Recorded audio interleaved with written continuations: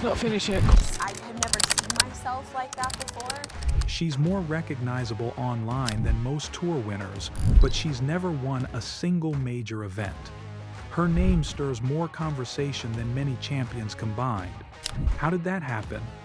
And why does golf's establishment seem so uneasy about it? Paige Spiranac built her influence outside the traditional system: no PGA backing, no TV airtime, no leaderboard spotlight. Yet her reach now rivals the very tours that once ignored her. What changed? And what does it say about where the real power in golf is moving? Here's the thing. Paige did try the traditional route: college star, pro aspirations, long days chasing status on developmental tours. She helped San Diego State win its first Mountain West title and earned real collegiate honors before turning pro. Then came the spotlight moment: a sponsor invite to the 2015 Dubai Ladies Masters. She didn't make the cut, but tournament officials admitted her presence lifted the event's profile. That contradiction, attention without results, would define everything that followed. In 2016, on the Cactus Tour, she shot 68 at Orange Tree to win a playoff, a proof of ability moment almost no one remembers because it happened off TV. Weeks later, she headed to LPGA Q school, chasing a card the hard way. No fairy tale there either. When she realized the world wouldn't open its doors, she carved her own path instead. Paige didn't wait for a network or a tour to hand her an audience, she built her own.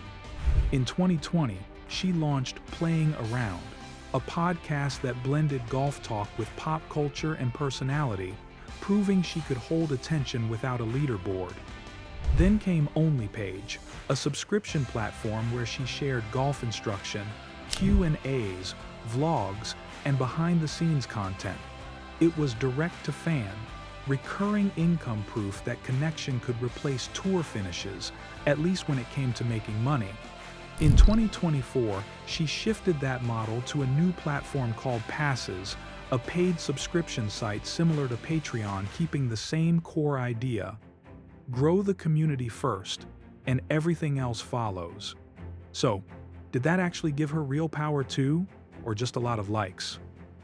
We're about to find out.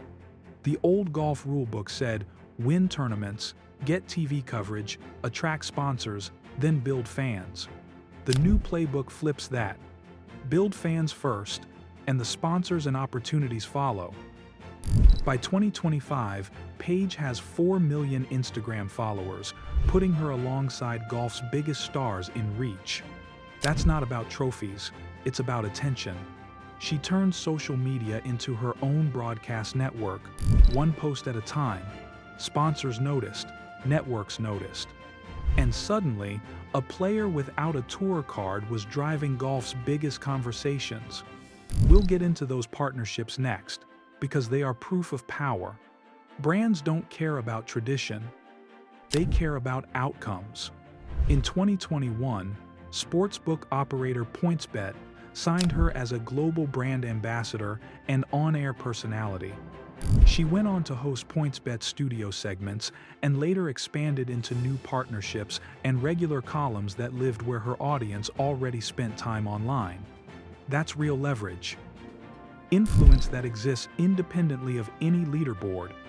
She also became a columnist and on-camera creator for Golf Magazine, golf.com, connecting directly with fans rather than waiting for tournament airtime.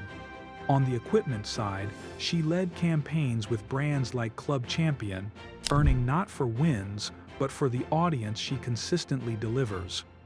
In short, her value isn't tied to trophies, it's tied to reach. And then came the full circle moment. She appeared on the PGA Tour's own content channels, not as a player, but as a creator. The PGA Tour started experimenting with creator-driven events to reach younger fans. And, of course, Paige was on the call sheet. At the Creator Classic Series, Paige appeared alongside YouTubers and former pros in team formats aired across the tour's channels. Think about the symbolism. The same institution whose attention she once had to chase now books her because she commands it. But if she's working with the tour, how is she a threat?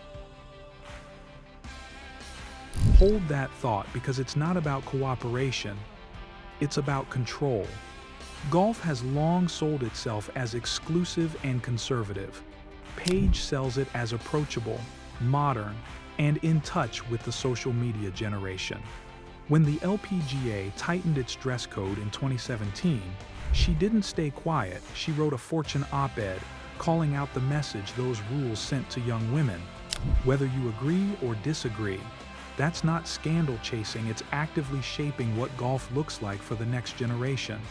She also used her SI swimsuit features to speak out against cyberbullying and the backlash she faced after going viral, turning personal attacks into a bigger conversation about how women in sports are treated. It isn't her weakness, it's the spark that keeps her, and golf, in the headlines. Gold traditionalists argue she cheapens the game. Supporters argue she keeps it relevant. Either way, her name spikes clicks and watch time, which is the currency that buys further reach. When she posts, people show up, whether it's to defend her, to dunk on her, or to argue in the comments. Platforms reward that behavior. Sponsors follow it, and the establishment can't ignore it.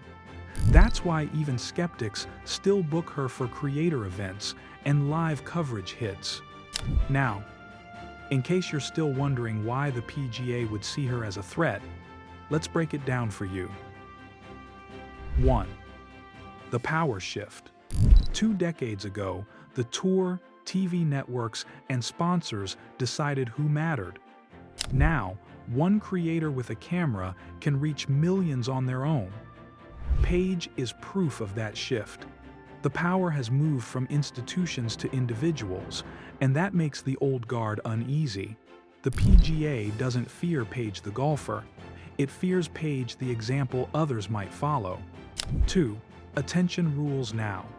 Before, success meant airtime and access. Today, attention is the real currency, and Paige owns it. Brands reach golf fans through her without buying a single TV ad. That's why the tour now runs creator events like the PGA Tour Creator Classic, to meet fans where they already are. And 3. How fans discover golf. Most new fans don't start with TV anymore. They find golf through short clips, podcasts, and creators long before they watch a major. It's the same shift we saw in gaming and Formula One.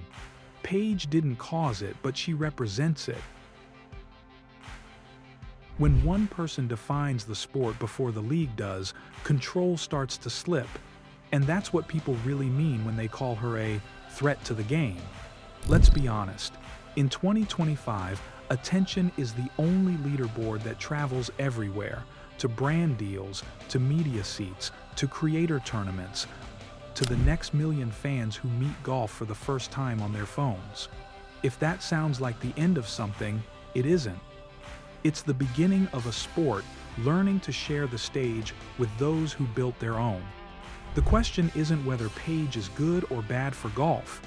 The question is whether golf can keep up with what she represents.